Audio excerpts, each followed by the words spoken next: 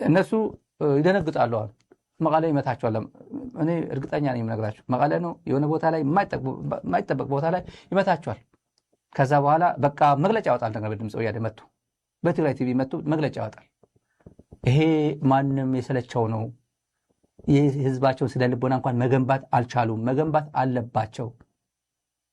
ሳይውል ሳያድር ሪአክት ማድረግ አለባቸው። ሪአክት የሚያደርጉበት በተለያየ መንገድ ነው። ሪአክት ግን ማድረግ አለባቸው።